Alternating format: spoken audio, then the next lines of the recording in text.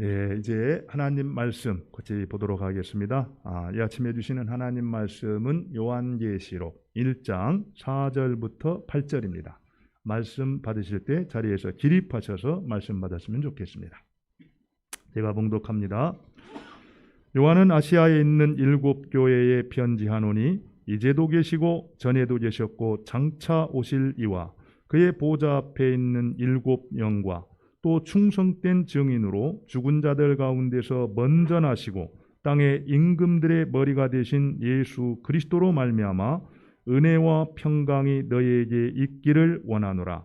우리를 사랑하사 그의 피로 우리 죄에서 우리를 해방하시고 그의 아버지 하나님을 위하여 우리를 나라와 제사장으로 삼으신 그에게 영광과 능력이 세세토록 있기를 원하노라. 아멘. 볼지어다 그가 구름을 타고 오시리라. 각 사람의 눈이 그를 보겠고 그를 찌른 자들도 볼 것이요 땅에 있는 모든 족속이 그로 말미암아 애곡하리니 그러하리라. 아멘. 주 하나님이 이르시되 나는 알파와 오메가라. 이제도 있고 전에도 있었고 장차 올 자요 전능한 자라 하시더라. 아멘. 예, 적석해 주시기 바랍니다. 저는 지난주 싱가포르에서 함께 교회를 섬겼던 교우들의 방문을 받고 교제하는 그런 즐거운 시간을 가졌습니다. 참 반가운 사람들, 좋았던 사람들이 이렇게 만나서 교제를 갖는다라는 것 자체가 기쁜 일이잖아요. 그런데 거기에 특별히 교제를 나누는 가운데 특별히 한 분의 나눔이 제 마음에 이렇게 울림이 있어서 여러분들과 조금 나누고 싶어요. 오랫동안 충성스럽게 교회를 섬기셨던 분인데 그분이 이제 쭉 교회를 섬겼던 얘기를 나누다가 이런 말씀을 하셨어요. 저는 봉사를 할 때 한 가지 기준이 있습니다. 원칙이 있습니다. 그러면서 그 기준이 뭔가를 얘기할 때 나의 봉사가 우리 형제 자매들로 하여금 하나님과의 관계를 바로 세워주는데 도움을 줄 수 있는가 없는가, 그것이 자기가 봉사하는 데 있어서 봉사의 기준이다, 이렇게 말씀을 하셨습니다. 제가 그 얘기를 쭉 들으면서 굉장히 마음에 이렇게 감동이 되었어요. 실제로 우리가 봉사를 하든 또 신앙생활을 하든 살아가면서 우리는 정말 나의 어떤 행위가 어떤 것을 위해서 이루어지고 있는지 이런 것들을 깊이 생각해 보지 않고 살아갈 때가 많이 있거든요. 특별히 교회를 섬기면서 지금 내가 하고 있는 그 일, 그 목적이 무엇일까? 그 방향이 어디를 지향해야 될 것인가? 이런 것들을 정확히 생각하지 않고 그냥 주어진 일이니까 이렇게 할 때가 많이 있는데 저는 그 얘기를 들으면서 정말 우리가 그리스도인으로서 주님을 섬길 때, 또 교회를 섬길 때 이거는 꼭 기억했으면 좋겠다, 이런 생각이 들었습니다. 그러면서 단순하게 교회 봉사뿐만 아니라 우리 가족들을 섬길 때도 마찬가지고 또 내가 인생을 살아갈 때 어떤 모든 행동에도 적용되는 그런 기준이 아니었나, 이런 생각을 했어요. 여러분은 어떠세요? 정말 봉사할 때 기준이 뭡니까? 그분이 그랬던 것처럼 하나님과의 관계, 그 관계를 바로 세워줄 수 있도록 돕는 것, 이것이 이 기준인가요, 아닌가요? 요즘 이제 휴가철이 돼가지고 많은 분들이 이제 휴가의 시간을 갖고 있는데 저도 우리 교우 형제 자매님들이 정말 좋은 휴가의 시간을 가졌으면 좋겠어요. 우리가 열심히 일하는 것만큼 또 이렇게 잘 쉴 수 있어야 더 힘있게 하나님을 섬길 수 있잖아요. 그런데 그 휴가를 가질 때도 그 기준이 있었으면 좋겠다, 이런 생각이 듭니다. 어떤 분들은 휴가를 보내고 온 다음에 더 피곤하고 힘들어가지고 사람들과의 관계도 또 여러 가지 힘든 일들을 경험하게 되는데 정말 내가 가족들과 함께 휴가를 보낸다면은 그 기준이 무엇이 돼야 될 것인가?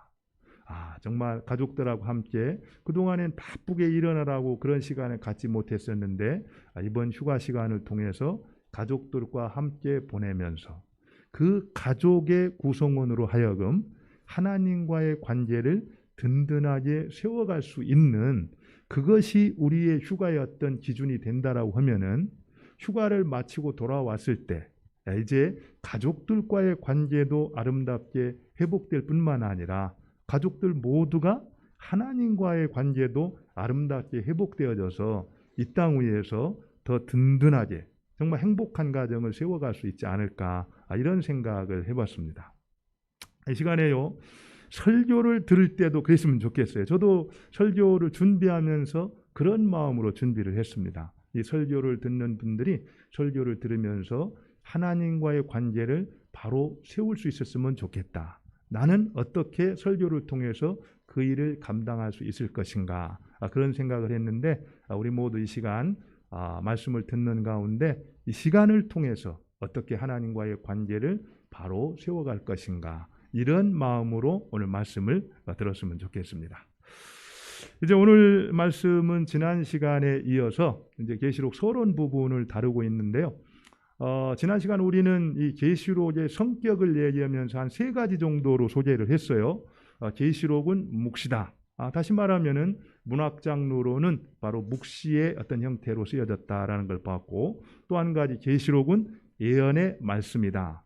이 얘기는 정말 장차 있을 일을 소개하고 있지만 그냥 미래에 무슨 일이 일어날 것인가, 이것을 말하는 게 목적이 아니라 바로 그런 일들이 일어난다라는 것을 알고 지금 이곳에서 우리는 어떻게 살아야 될 것인가, 현재 중심의 메시지라는 면에서 구약의 선지자들이 선포했던 그 예언을 잇고 있는 예언의 말씀이다, 이렇게 소개를 했습니다.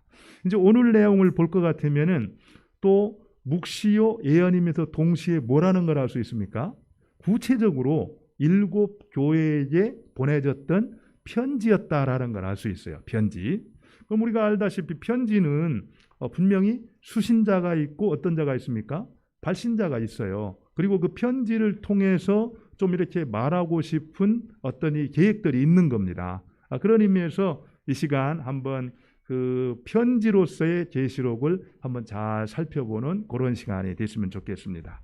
먼저 우리 4절 상반절을 한번 읽어볼게요. 우리 같이 한번 4절 상반절을 같이 한번 읽어봅시다. 수신자가 누군가 하는 것을 명확히 말하고 있는데 우리 같이 한번 읽겠습니다. 시작. 요한은 아시아에 있는 7 교회에 편지하노니. 예, 분명히 얘기를 하잖아요. 수신자가 누굽니까? 아시아에 있는 7 교회. 이게 이제 지금 계시록 요한이 보내고 있는 편지의 수신자다, 이렇게 말할 수 있습니다. 보통 여기서 아시아에 있는 7 교회에 말하는데, 아시아라고 말하면은 우리는 어떤 생각을 해요? 아시아.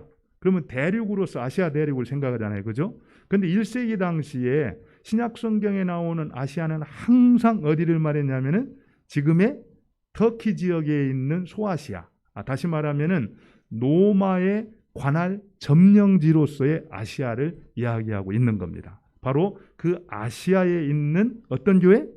7 교회에게 편지한다, 이렇게 말하고 있어요. 그러니까 수신자는 아시아에 있는 7 교회입니다. 7 교회는 이제 11절에 소개를 하고 있는데 우리가 잘 아는 대로 한번 맛을 좀 보면은 7 개가 어떤 겁니까?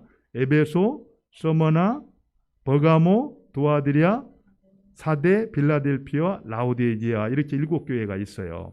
여러분들 여기 잘 보시면은 지금 터키 지역이거든요. 터키 지역 7 교회인데 우리가 잘 아는 것처럼 그 아시아에 있는 교회는 저 7 교회 말고도 다른 교회가 있었을까요? 없었을까요? 있었어요. 많이 있었습니다. 실제로 우리가 소개되는 내용만 봐도요. 드로아 교회도 있었고 또 골로새 교회도 있었고 히아레볼리스 교회도 있었고 마게니아 그 밀레도 교회도 있었고 뭐 이런 여러 가지 교회들이 많이 이제 등장한 걸 볼 수 있습니다. 그런데 왜 요한은 특별히 꼭 집어가지고 7 교회에 수신자로 편지를 보낸다, 이렇게 말하고 있었을까? 왜 그렇게 생각합니까? 사실은 이 부분에 대해서 몇 가지 견해가 있어요. 첫 번째로 이제 왜 요한이 그 7 교회를 선택했는가, 이렇게 얘기를 할 때 당시 이제 이 편지를 받아봤던 그 지역에 그 7 교회는 중심에 위치하고 있었다, 센터에 위치하고 있었다, 이렇게 말을 합니다. 그래서 그곳에 이렇게 편지를 보내면은 그 편지를 주변에 이렇게 접근할 수 있기 좋은 그 주변 교회들에게 나누어 읽기가 편했기 때문에 그 지역의 중심에 있는 교회들에게 요한은 편지를 보내고 있다. 왜 그러냐면은 지금처럼 우리가 이렇게 한 권으로 된 성경이 있으면은 택배로 다 보내면은 다 받을 수 있죠, 그죠? 근데 그때만 해도 성경을 직접 어떻게 했습니까? 필사를 했었어요. 그렇기 때문에 성경이 아주 귀했고 많은 양을 이렇게 전달한다는 것이 불가능한 상황이었습니다. 그렇기 때문에 한 사람이 직접 필사를 해가지고 보내면은 그 편지를 주변에 있는 교회들이 계속해서 어떻게 했어요? 돌려가면서 순회하면서 읽게 되어 있습니다. 그렇다 보니까 그렇다면은 어디에 보내는 게 가장 모든 교회들이 읽기 편하겠어요? 센터에 있는 교회에 보내는 것이 편했을 것이다. 그래서 바로 아시아의 7교회는 각 지역의 어떤 센터에 위치했던 교회였기 때문에 요한이 7개를 선택을 했다. 이렇게 말을 한다는 겁니다. 또 한 가지는요. 7이라는 숫자와 관련된 어떤 이 견해입니다. 여러분들 7교회, 7대접, 7촛대 성경에 보면 7이 계속 나와요. 왜 요한이 이렇게 7을 좋아하는가? 사실은 당시 신약시대에 7이라는 숫자는 어떤 숫자입니까?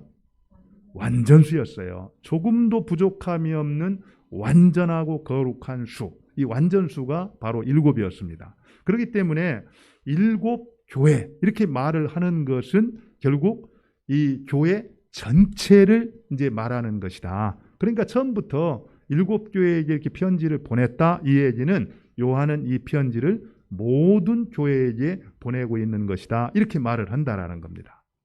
근데요, 그것도 중요하지만 실제로 오늘 이제 요한은 아시아에 있는 7교회에게 편지하노니 이렇게 말하잖아요. 보통 편지를 보낼 때 잘 모르는 사람들한테 편지를 쏠 때는 보내는 사람이 누군지 자세히 소개를 합니다. 저는요, 서울 나눔과 섬김의 교회에서 목회하고 있는 또 이제 싱가포르에서 있다가 또 중국에 갔다가 이제 한국에 나와서 목회하고 있는 누구입니다. 이렇게 자세히 소개를 하거든요. 근데 그런 것들을 싹 빼고 뭐라고 말합니까? 요한은 7교회에 편지한다. 이 얘기는 이미 요한을 그 7교회의 성도들은 어떻다는 거예요? 이미 잘 알고 있다라는 겁니다. 그리고 어떤 친밀한 관계에 있었다라는 걸 알 수 있어요. 설명이 필요 없다라는 거예요. 그 얘기 무슨 얘기입니까? 이제 이 요한이 환상을 보면서 이 계시록의 환상이 어떤 거예요? 정말 핍박받고 고난받고 있었던 사람들에게 하나님께서 보내주시는 위로와 격려의 메시지 아닙니까? 그러니까 그 메시지를 받았을 때 누구한테 전해주고 싶었겠어요? 자기가 가장 잘 알고 있고 가장 사랑했던 그 성도들에게 보내주고 싶었겠죠. 그래서 이제 7교회를 선택을 했는데 바로 그 7교회는 이제 요한이 잘 알고 있었고 또 요한이 누구보다도 사랑했던 그런 성도들이었다. 그렇기 때문에 이제 이 편지를 7교회에 먼저 보냈다라는 겁니다. 그리고 거기서 끝나는 게 아니라 그 7교회 주변에 있던 다른 교회들에게도 어떻게 해요? 전달하기를 원했다라는 거예요. 그뿐만 아니라 모든 세대에 있는 교회들에게도 이 편지가 읽혀지기를 원했다라는 겁니다. 그런 의미에서 이 요한계시록의 수신자는 처음부터 어떤 거예요? 하나님께서 그냥 아시아에 있는 7교회로 한정해서 보낸 게 아니라 처음부터 모든 교회들에게 모든 세대들에게 보내지기를 원해서 읽혀지기를 원해서 보냈던 이 편지였다. 이렇게 말할 수 있다라는 겁니다. 그렇다면은 지금 이곳에서 우리가 이 편지를 듣고 있잖아요. 그럼 바로 이 수신자는 누구라는 거예요? 1세기 당시의 7교회뿐만 아니라 지금 이곳에 앉아있는 우리가 바로 이 요한계시록의 수신자라는 겁니다. 그 사실을 우리가 기억하고 이 말씀을 들을 때 이 말씀이 지금 나에게 주시는 메시지구나 이렇게 들을 수가 있다라는 거예요. 그렇다면은 그 편지를 또 누가 보냈는가 하는 것을 한번 우리가 살펴볼 필요가 있겠죠. 우리가 한번 4절 이하의 내용을 좀 다시 한번 보도록 하죠. 우리 같이 한번 보겠습니다. 발신자가 누군가 같이 한번 읽죠. 시작. 이제도 계시고 전에도 계셨고 장차 오시리와 그의 보좌 앞에 있는 일곱 영과 또 충성된 증인으로 죽은 자들 가운데서 먼저 나시고 땅의 임금들의 머리가 되신 예수 그리스도로 말미암아. 예. 여기 보면은 이 표현이 여러분들 이제 성경을 볼 때 이런 표현들은요 마치 이 보통 명사와 같이 쓰인 표현들이 있어요. 예를 들어서 하나님을 가르칠 때 하나님 이렇게도 말을 하지만 또 다른 표현을 하거든요. 근데 그 중에 하나가 뭐냐면은 이제도 계셨고 전에도 계셨고 장차 오실 이 이렇게 말하면은 그게 바로 창조주, 역사의 주관자가 되시는 하나님을 가리키는 이름이다, 호칭이다. 이걸 알 수가 있는 겁니다. 그러니까 결국 이제도 계시고 전에도 계셨고 장차 오실 이 우리가 생각이 나죠. 출애굽한 이후에 하나님께 대해서 당신이 누구라고 물어보면 어떻게 말할까요? 그러니까 하나님 뭐라고 말씀입니까? 나는 스스로 있는 자다. 이렇게 모세한테 가르쳐 주셨잖아요.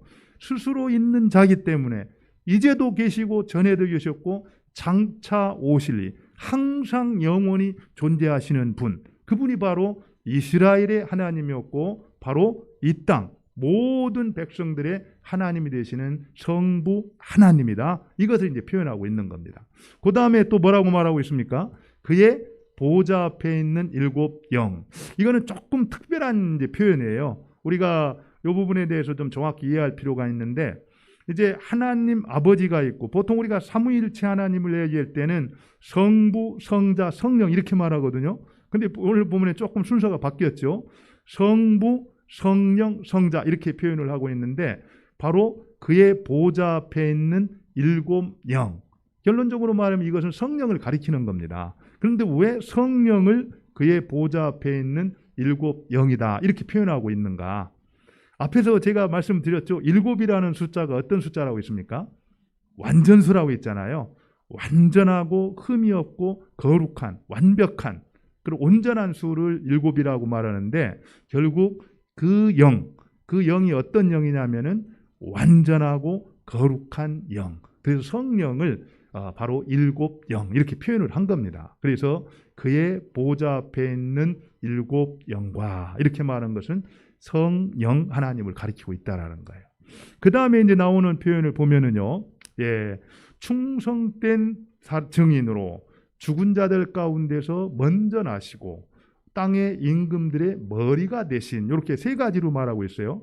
첫 번째는 충성된 증인이다. 우리가 잘 알다시피 예수 그리스도 그분이 이 땅에 오셔서 아버지를 증거하시잖아요. 그러면서 예수님께서 어떻게 말씀합니까? 나는 이 땅에 와서 아버지가 하라고 하신 그 말씀 외에 자의적으로 내가 말한 적은 하나도 없다.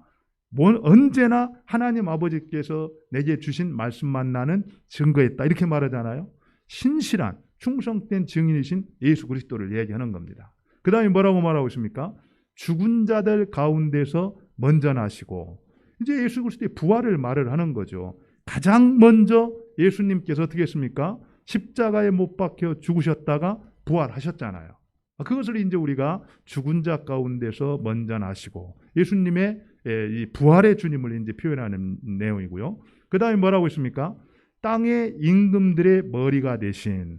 이 얘기는 글자 그대로 이 땅에 있는 예수님을 우리가 말할 때 만왕의 왕이시다. 킹 오브 킹 이렇게 우리가 할렐루야를 부를 때 노래하잖아요. 그러니까 만왕의 왕이 되신 그 하나님께서 땅의 임금들, 왕들의 통치자가 되시고 이제 뭐예요? 하나님이 되신다라는 것을 표현하는 것. 그게 바로 예수 그리스도라는 겁니다. 그러면은요, 잘 보세요. 성부 하나님, 그리고 성령 하나님, 그리고 성자 예수님, 바로 삼위일체 하나님이 뭐라는 거예요?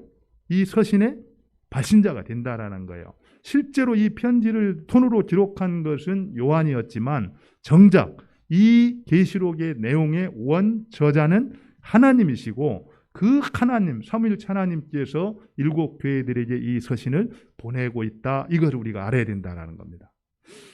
지금 이렇게 제가 말씀을 드리면은 여러분들은 그런가 보다 이렇게 이해를 하겠지만 만약에 상황을 좀 바꿔서 지금 황제 숭배로 인해서 목이 잘려나가고 원형 경기장에서 사자밥이 되어서 죽어가던 사람들, 그렇지만 오직 하나님만이 나의 하나님이다, 이런 고백으로 신앙을 지켰던, 환난과 핍박을 듣고 있었던, 뭔가 이 죽음의 두려움 앞에서 떨고 있었던 그 하나님의 백성들, 7교회 성도들 입장에서 이 위로의 이 말씀을 들었을 때 여러분들 어떤 생각이 들었을까요? 이보다 더 큰 위로는 없다라는 겁니다.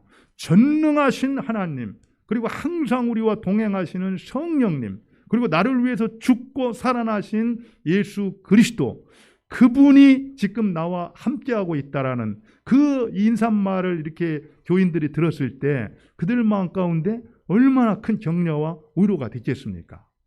바로 이제 요한은 이 메시지를 전하면서 발신자가 누구인가를 통해서 그들을 격려하고 위로하고 있다라는 거예요.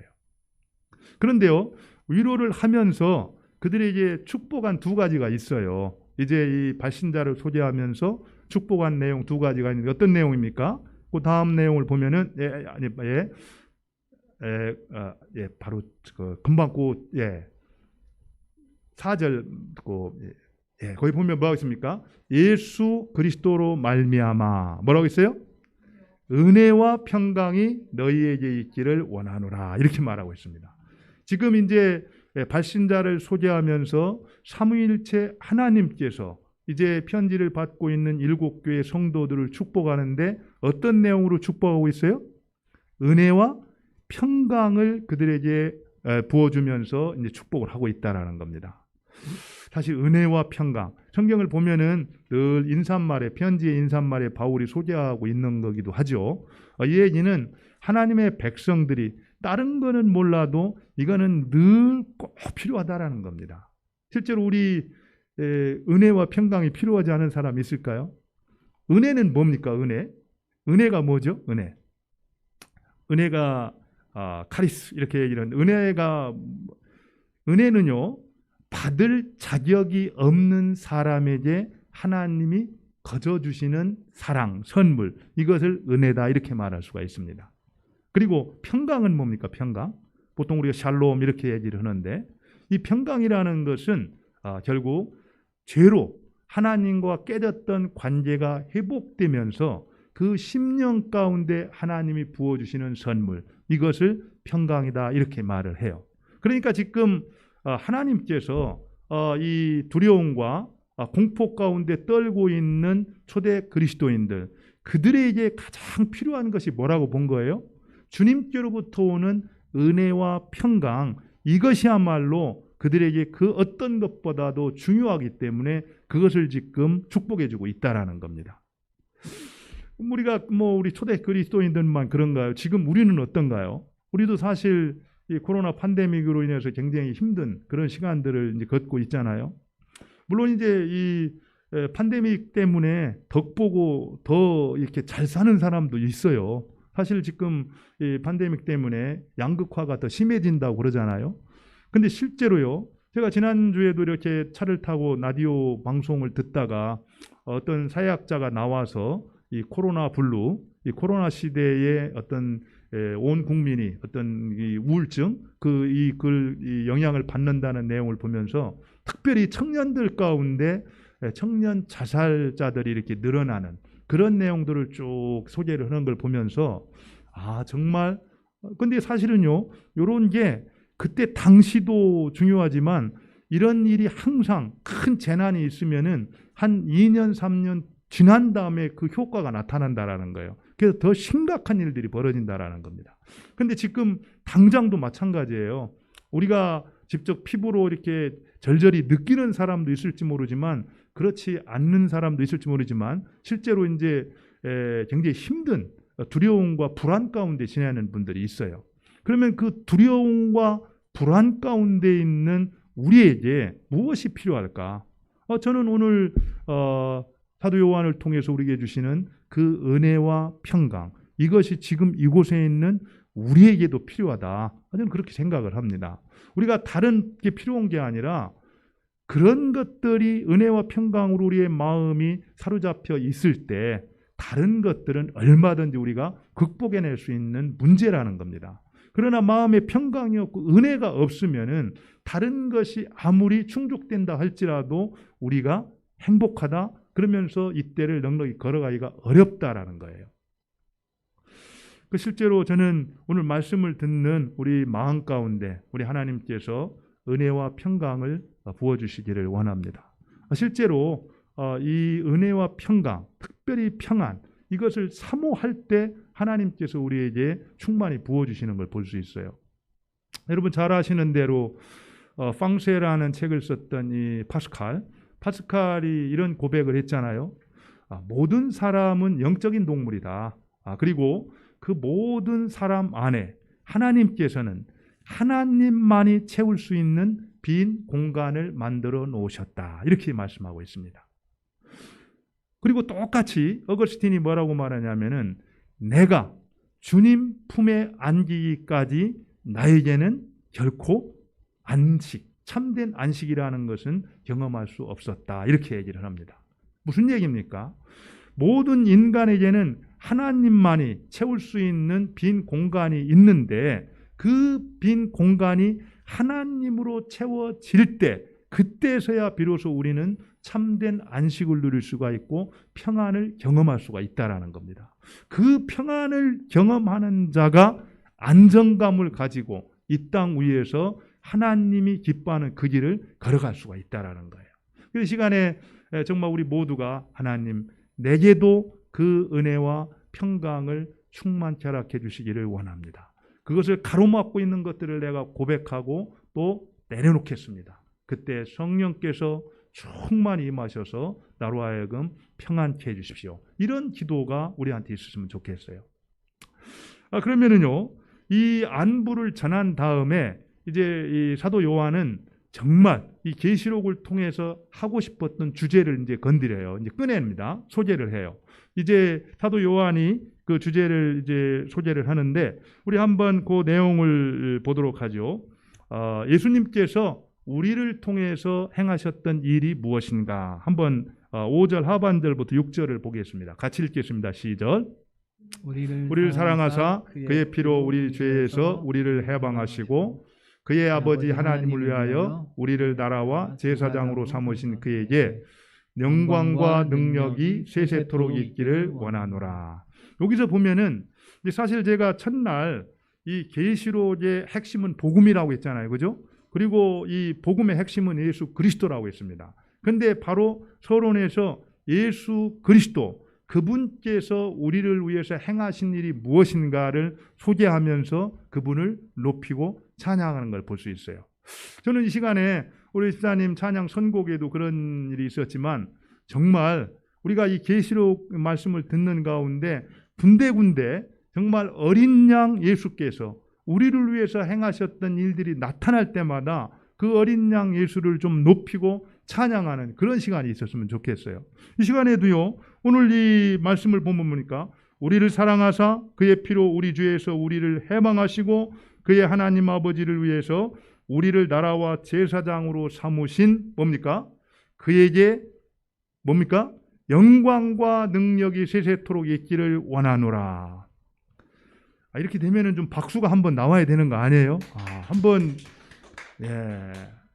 정말 이 말씀을 사실은 이게 이제 5장, 4장, 5장에도 계속 나와요. 그런 것들을 보면서 정말 우리를 위해서 죽임을 당하시고 지금 이제 부활 승천하셔서 하늘 보좌 앉으셔서 다시 세상을 다스리시는 높임을 받으신 그 어린 양께 그 예수님께 우리가 영광과 능력을 계속 올려드리는 그런 삶, 그런 이제 인생이 됐으면 좋겠다 이런 생각이 들어요.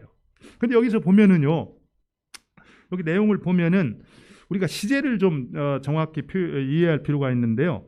여기서 우리를 사랑했기 때문에 어떻게 했다고 했습니까? 그의 피로 우리를 죄에서 우리를 해방시켰다 이렇게 말하거든요. 그러니까 예수님께서 우리를 행하신 일은 두 가지예요. 우리를 죄에서 해방시켜준 일입니다. 그리고 또 한 가지는 우리를 나라와 제사장을 삼으신 일이에요. 그런데 그 이유가 뭐냐면은 우리를 사랑하셨기 때문이다 이렇게 말합니다. 우리를 사랑하셨기 때문이다. 그런데 우리를 사랑하셨는데 사랑했기 때문에 우리에게 죄사함을 얻게 하고 나라와 제사장으로 얻게 하는 귀한 선물을 주셨는데 그 선물을 주시기 위해서 우리 주님께서 지불한 대가가 있다라는 거예요. 그게 뭡니까? 그의 피로, 피값을 지불하고 우리에게 바로 죄사함의 은총과 그 다음에 나라와 이제 제사장 삼는 그 반열로 우리를 세워주셨다, 이렇게 말하고 있죠. 그럼 여기서 시제가 여러분들 우리말에는 명확하지 않아요. 그러나 원어 성경에 보면 정확합니다. 그가 우리를 사랑하사, 이 사랑하다라는 것은 현재형을 쓰고 있습니다. 그게 무슨 얘기입니까? 하나님의 사랑은 계속된다라는 겁니다. 항상 현재라는 거예요.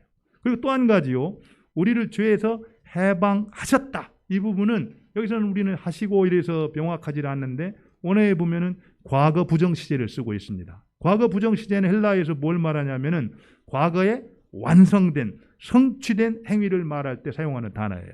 그러니까 바로 하나님의 사랑, 예수 그리스도의 사랑을 통해서 우리가 죄 사함을 받게 됐고 죄에서 해방되었는데 그것은 이미 과거에 완성되고 결정된 사건이다, 이렇게 말하고 있다는 겁니다. 그러니까 우리가 얼마나 존귀한 그런 은혜를 입고 있는가를 알 수가 있죠. 그리고 난 다음에 그것으로 끝나는 것이 아니라 그 주님께서 우리를 어떤 자로 만들었어요? 하나님을 위하여 뭐라고 했습니까? 나라와 제사장을 삼으셨다, 이렇게 표현을 하고 있는 겁니다. 여러분들, 나라와 제사장을 삼았다, 이게 무슨 말입니까? 이것은 출애굽기 19장 6절에 나오는 것처럼 이스라엘 백성들과 언약을 맺으면서 너희들은 제사장 나라가 되고 뭐라고 합니까? 거룩한 나라가 되고 제사장이 되리라, 이렇게 약속을 하거든요. 그 약속의 성취가 되는 것을 우리가 알 수가 있어요. 그럼 우리가 한번 질문을 해보죠. 여러분들, 이게 베드로후서 2장 9절을 베드로전서 2장 9절 읽을 때도 늘 나오죠. 왕 같은 제사장이요 거룩한 나라요 그의 소유된 백성이니, 이렇게 말을 할 때 나라와 제사장이 되었다, 이 말이 무슨 말일까? 여러분들, 나라가 되었다, 이 제사장이 되었다, 이게 무슨 말입니까? 여기서 나라라는 것은 하나님 나라, 바실레야, 이 하나님 나라를 말하거든요. 누군가가 그 나라가 되었다, 하나님 나라가 이 땅에 이루어지기를 원합니다, 이렇게 우리가 기도를 하고 있잖아요, 그죠? 우리가 하나님 나라가 된다라는 것은 하나님의 백성이 된다라는 겁니다. 하나님의 자녀가 된다라는 거예요. 다시 말하면은 하나님 나라의 왕족이 된다라는 얘기예요. 왕족이. 그런데 바로 예수님께서 십자가를 지시고 죽으심으로써 우리를 그 하나님의 자녀, 하나님 나라, 왕족으로 삼아주셨다, 이렇게 말한 겁니다. 그 얘기는 지금 하나님께서, 예수님께서 부활하셔가지고 이제 온 우주 만물의 높임을 받고 다스리시는 만왕의 왕이신데 그 주님과 함께 이 세상을 다스리는 왕족의 반열로 우리를 세워주셨다, 이렇게 말을 하고 있다라는 거예요. 그런데 그것으로 끝나지 아니하고 나라와 또 뭐라고 있습니까? 제사장으로 삼았다, 이렇게 말을 해요. 여기 제사장은 우리가 아는 것처럼 여러분들 성전에서 구약 성경에 쭉 보면은 제사장의 역할이 뭡니까? 그 백성들이 하나님께 나아갈 수가 없을 때 대신 그 백성들의 죄를 사하고 하나님께 나아가서 하나님을 만났던 사람들이잖아요. 그러니까 하나님께 아무나 나갈 수 있는 그런 이제 상황이 아니었어요. 오직 누구만이 이 하나님께 나아갈 수가 있었습니까? 제사장들만. 그리고 그 가운데서 1년에 한 번 속죄일 날 바로 그 짐승의 피를 뿌리고 제사함을 받았던 그 사람이 나갈 수가 있었어요. 그런데 여기서 우리를 제사장으로 삼았다, 이 얘기는 우리 모든 사람이 이제 하나님 앞에 자유롭게 나갈 수 있는 그런 존재로 우리를 세웠다, 이렇게 말하고 있는 겁니다. 그래서 우리가 보통 말하는 대로 만인 제사장이다, 이런 얘기들을 하잖아요. 결국에 우리의 신분을 얼마나 높여주셨는가, 이거를 알 수가 있죠. 이런 얘기를 왜 요한은 서론에서 계속 소개하고 있는가? 결국에는 너희들이 하나님께 어떤 존재인가를 기억하라는 겁니다. 하나님께서 바로 지금 로마 황제가 너희들을 핍박하고 죽임을 가하고 있고 좀 이렇게 어려움을 주고 있지만 그들보다 훨씬 더 크시고 위대하시고 전능하신, 그리고 누구보다 너희를 사랑하시는 그 하나님이 바로 너희들과 함께하고 있고 너희들을 붙들고 있으니까 두려워하거나 염려하지 말라고 이제 이 말씀을 하고 있다라는 거예요. 그러면서 이제 제가 말씀드린 것처럼 이제 요한은 이 요한계시록 전체의 핵심 주제를 이제 소개를 해요. 우리 7절을 한번 볼까요? 7절을 한번 보겠습니다. 7절. 우리 같이 한번 7절을 읽죠? 같이 읽겠습니다. 시작. 볼지어다 그가 구름을 타고 오시리라. 각 사람의 눈이 그를 보겠고 그를 찌른 자들도 볼 것이요. 땅의 모든 족속이 그로 말미암아 애곡하리니 그러하리라. 아멘. 여기서 보면은 무슨 내용 같습니까? 여러분들 지금 그 요한이 소개하고 있는 거, 예수 그리스도의 귀한, 우리 주님이 다시 오신다라는 거예요. 여러분들 예수님이 다시 오신다라는 걸 믿으세요? 믿죠. 여러분들 믿을 겁니다. 근데 한 가지 제가 물어볼게요. 그 예수님이 다시 오신다라는 말을 믿는데 그 얘기를 들을 때 느낌은 어떠세요? 느낌은? 정말 기대가 돼가지고 빨리 오셨으면 좋겠다 이런 느낌이 듭니까? 아니면은 조금 내가 빨리 굉장히 영적입니다. 근데 지금 대부분 어떻게 보면 코로나로 인해서 정말 이렇게 양극화가 심하다고 그랬는데 너무 힘들고 죽을 것 같은 그런 분의 입장, 그런 분들이 그리스도를 믿고 있다라면 어떡할까요? 정말 마라나타, 주 예수 오십시오 이런 마음이 있을 거예요. 그죠? 그런데 지금 정말 괜찮은 때를 지금 지나고 있어요. 뭐 물론 예수를 믿는 사람이긴 하지만 그렇다라고 하면 그런 분들도 주 예수여 어서 오시옵소서 이렇게 어떨 것 같으세요? 그런데 실제로요, 우리가 이 말씀을 받았을 때 그 수신자였던 7교회 성도들의 입장을 한번 생각을 해보면은 이 말씀이 어땠을까? 이 소식이 어떻게 느껴졌을까? 사실 황제 숭배로 우리가 아는 대로 정말 다른 이유가 없습니다. 그냥 황제를 왕이라고 하나님이라고 섬기지 아니하고 우리 주님 예수님을 왕이라고 섬겼기 때문에 그것을 거절하지 않으면 어떻게 했어요? 끌려가 가지고 원형 경기장에서 사자밥이 되어서 죽어갔어요.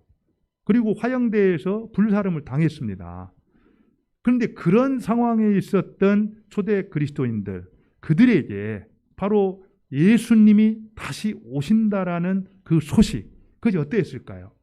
정말 간절했을 겁니다. 다른 어떤 것보다 오직 그것만이 나의 소망입니다. 그리고 그런 재림에 대한 소망, 확신이 있었기 때문에 죽음도 마다하지 아니하고 순교의 제물로 믿음을 지킬 수가 있었다는 거예요. 이 얘기가 무슨 얘기냐면은 우리가 살아가면서 예수님에 대한 재림, 예수님에 대한 귀한, 거기에 대한 확신과 믿음이 어떠한가가 지금 이곳에서 내 신앙생활의 삶의 질을 결정해 준다는 겁니다. 그런 부분에 대해서 확신이 없으면은 늘 아마 세상과 타협하면서 적당히 양다리를 걸치고 살아갈 수밖에 없을 거예요. 그러나 이제 오늘 분명히 말합니다. 그가 구름을 타고 오시리라. 사실 이 표현은 여러분들이 구름 타고 오신다, 마치 예수님이 손오공처럼 구름 타고 쫙 오시는 걸로 연상을 하는데 사실 이 표현은 정확한 표현이 아닙니다. 이 구름을 타고 오신다라고 했는데 원어 성경은 메타 이 단어를 쓰는데 이게 무슨 얘기냐면은 구름과 함께 그리고 구름 후에 오신다 이런 얘기를 하거든요. 그 얘기는 이 성경에서 구름이 이제 상징하는 것들이 있어요. 불기둥과 구름기둥으로 이렇게 오시지 않습니까? 그래서 성전에 하나님의 영광이 가득할 때 그 구름으로 표현한 게 쉐키나, 영광이라는 단어예요. 그런 의미에서 그가 구름 타고 오신다. 이 얘기는 예수 그리스도께서 재림하실 때의 그 상황이 하늘의 영광과 그 위엄, 이 초자연적인 능력 가운데 이렇게 임하실 것을 저렇게 표현하고 있다라는 겁니다. 어쨌든 우리 하나님께서 영광 가운데 다시 이렇게 오실 것인데 그 오시는 모습을 어떻게 한다고요? 각 사람의 눈이 그를 보겠고, 여기서 각 사람은 everyone입니다. 모든 사람의 눈이 그를 보겠고 이렇게 얘기를 해요. 그리고 그를 찌른 자들도 볼 것이요. 이게 무슨 얘기입니까? 예수님께서 초림하실 때는 어떻게 오셨어요? 그냥 베들레헴 말구유에 아무도 모르는 사이에 은밀하게 오셨어요. 그렇지만 다시 오실 때는 어떻게 오신다라는 겁니까? 모든 사람이 볼 수 있도록 공개적으로 이 땅에 오신다라는 겁니다. 심지어 누구도 보여? 그를 찌른 자들도, 예수 그리스도를 믿는 사람들뿐만 아니라 믿지 않는 사람들도 똑똑히 볼 수 있는 방식으로 예수님이 오신다라는 거예요. 그런데 찌른 자들, 이 얘기는 역사적으로 실제로 예수님을 찔렀던 로마 병사들뿐만 아니라 그를 대적하고 핍박했던 모든 대적 그리스도인들, 바로 그들이 결국 이제 하나님을 보게 될 것이다. 이 얘기는 이제 예수님께서 다시 오실 때, 그때는 예수님이 바로 온 우주의 통치자와 심판주 되셔서, 주권자가 되셔서 이 땅에 임할 것을 가르쳐주는 내용입니다. 그렇게 오신다라는 거예요. 그 다음 구절을 한번 보면은요, 땅에 있는 모든 족속이 그로 말미암아 어떻게 한다고요? 애곡한다. 왜 애곡을 하겠습니까? 애곡은 통곡하는 거잖아요, 그죠? 그 얘기는 이제 참 잘못했다, 이 얘기는. 내가 예수님 살아계실 때, 또는 예수님을 내가 살아있을 때 예수님을 믿고 영접을 했으면 괜찮았을 텐데, 내가 그를 거절하고 그를 핍박하고 그를 대적했던 그런 부분들로 인해서 마지막 심판에 이르게 된 자들이 어떻게 한다라는 거예요? 회개치 않은 자들이 통곡하고 애곡하는 일들이 이루어진다, 이렇게 말씀하고 있다라는 겁니다. 그러고 나서 마지막에 보면은 그러하리라, 아멘. 여러분들 이 그러하리라, 이거 헬라어로 나이라는 말을 쓰는데, 그 얘기하고 아멘은 히브리어로 그렇다라는 뜻이에요. 그러니까 똑같은 얘기입니다. 그러하리라, 아멘, 두 개가 다 동의한다는 뜻이에요. 그런데 왜 똑같은 말을 두 번이나 반복할까? 그 얘기는 무슨 얘기입니까? 그리스도의 재림이라는 것은 누구도 부인할 수 없는 만큼 확실하게 반드시 이루어질 일이라는 것을 강조하기 위해서 그러하리라, 아멘, 이렇게 표현하고 있다는 겁니다. 한번 우리가 이 시간 말씀을 정리하면서 마음에 한번 돌아봤으면 좋겠어요. 우리 주님께서 다시 오신다. 그리스도의 귀한. 정말 우리 이 집사님 말씀 오늘 이 찬양 인도하면서 정말 그리스도의 귀한, 듣기만 해도 가슴이 떨린다라고 했는데, 우리 마음 가운데 그런 사모함과 갈망함이 있어야 됩니다. 실제로 예수 그리스도의 재림은 두 가지 성격이 있어요. 믿는 자들에게는 보상의 날이고, 바로 그를 대적했던 자들에게는 심판의 날입니다. 우리가 정말 그리스도를 위해서 충성스럽게 따랐다고 한다면은 우리 모두는 그날을 사모하고 갈망함으로 기대를 해야 돼요. 요한계시록 마지막 끝나면서 주 예수여 어서 오시옵소서, 마라나타, 이렇게 강조했던 것처럼 지금 이 시간도 우리가 내가 하나님 뜻대로 충성스럽게 살아가겠습니다. 그리고 내가 주님 오시는 날을 갈망하고 사모합니다. 어서 오시옵소서. 이런 마음을 가지고 주를 섬길 때 결국에는 우리의 삶이 달라질 수 있다는 겁니다. 그러면 구체적으로 우리가 어떻게 살아야 될 것인가? 우리 디모데후서 4장 8절을 읽고 마치죠. 4장 8절 읽습니다. 시작. 이제후로는 나를 위하여 인류의 면류관이 예비되었으므로 주 곧 의로우신 재판장이 그날에 내게 주실 것이며 내게만 아니라 주의 나타나심을 사모하는 모든 자에게는야. 아멘. 여러분들 이 러시아의 문호 톨스토이 아시죠? 톨스토이의 단편 소설 가운데 세 가지 의문이라는 이제 단편 소설이 있습니다. 거기에 보면은 이제 이 한 왕이 정말 나라를 이렇게 다스릴 때, 국사를 집행을 할 때 정말 지혜롭게 잘했으면 좋겠다, 이런 생각을 했어요. 그러면서 이 국사를 잘 집행하기 위해서는 한 세 가지를 좀 내가 정확히 알았으면 좋겠다, 이런 생각을 했습니다. 그래서 가장 정말 세상에서 가장 이 중요한 때가 어느 때인가, 그리고 세상에서 가장 중요한 사람이 누구인가, 그리고 세상에서 가장 중요한 일이 무엇인가, 이것만 안다면은 내가 국사를 지혜롭게 잘 감당할 수 있겠다, 이런 생각을 했어요. 그래서 신하들에게 한번 물어봤습니다. 그랬더니 신하들이 뭐 이렇게 대답이 신통치 않았습니다. 그래가지고 당시 아주 지혜 있기로 유명한 현자를 왕이 직접 찾아갔습니다. 찾아가서 이제 만나려고 했더니 밭을 갈고 있다가 만나주지를 않고 계속 밭만 이렇게 갈고 있었어요. 그런데 갑자기 그 숲에서 피투성이가 된 한 사람이 뛰쳐나왔습니다. 그러니까 왕은 자기의 옷을 찢어가지고 피투성 있는 사람을 닦아주고 잘 싸매가지고 극진히 간호를 해줬어요. 그랬더니 조금 있다가 알고 보니까 그 사람은 왕에 대해서 이제 원한을 품고 있었던 신하였습니다. 근데 그가 그 사랑을 이렇게 간호를 받고 나서 이제 마음을 돌이켜가지고 잘못을 고백하고 그 다음에 내가 이전보다 훨씬 더 충성스럽게 당신을 섬기겠습니다. 이렇게 서약을 했다고 그래요. 그러니까 그때 바로 현자가 나타나가지고 말하기를 바로 지금이 가장 중요한 때입니다. 그리고 바로 지금 당신 앞에 있는 그 사람이 가장 중요한 사람입니다. 그리고 지금 당신이 그 사람에게 한 그 일이 가장 중요한 일입니다. 이렇게 말을 했다고 그럽니다. 지금 하나님께서 사랑하라고 맡겨주신 내 주위에 있는 사람들, 그리고 그들에게 사랑과 섬김을 행하는 그 일, 그것이 바로 우리에게 있어서 가장 소중한 것들이라는 것이죠. 그러한 삶을 신실하게 살아가는 사람들, 그들이 바로 재림을 기대하며 소망하며 살아가는 성도의 삶이라는 것입니다. 그와 같은 은혜가 우리 모두에 있기를 바랍니다. 우리 같이 한번 합심해서 기도하죠.